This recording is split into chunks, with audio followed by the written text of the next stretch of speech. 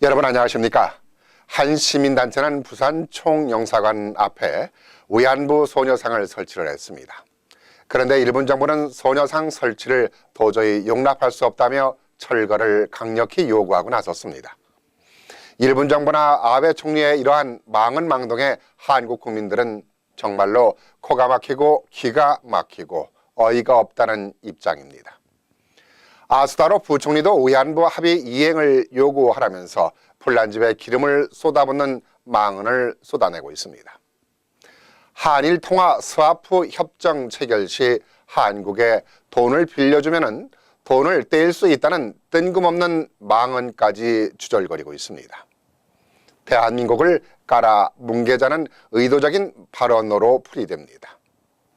이렇듯 일본은 망둥이며 꼴뚜기 내각들이 잊을만 하면 한국을 향한 망언들을 쏟아내고 있는 것이 소녀상 철거만이 아니라 위안부 합의를 이행하지 않고 있다는 이유입니다. 자, 일본 정부가 호들갑을 떨고 있는 위안부 합의 논란 문제를 정리를 해보죠.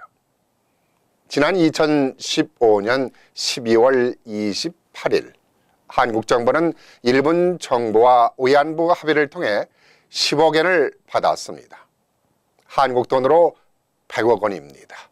한마디로 100억을 줄 테니 그 돈 받아먹고 떨어져라. 그러니까 더 이상 위안부 문제에 대해서 떠들지도 말고 거론도 하지 말라는 것이었습니다.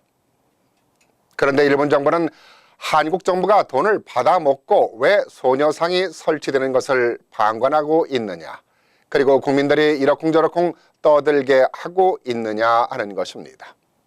참으로 어이가 없는 일입니다. 일본은 반인륜적인 문제를 손바닥으로 하늘을 가리며 오히려 큰 소리치고 있는 꼴이니 화가 나다 못해 슬픈 감정이 밀려옵니다. 또한 군대 위안부라는 반인륜적 범죄를 저지른 가해자가 피해자에게 오히려 큰 소리를 치고 있으니 기가 막힌 현실이기도 합니다. 그런데 말입니다.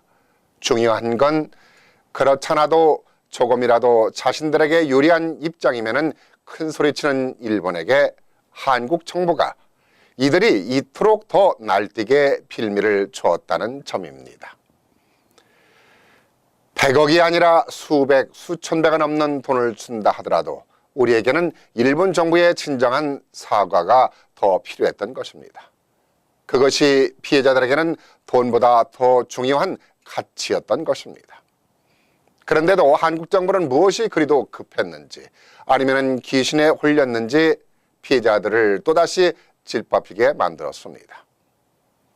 한국 정부는 어떠한 진통이 따르더라도 잘못된 합의를 파괴하고 다시금 피해자들의 명예를 회복할 수 있는 조치를 취해야 할 것입니다.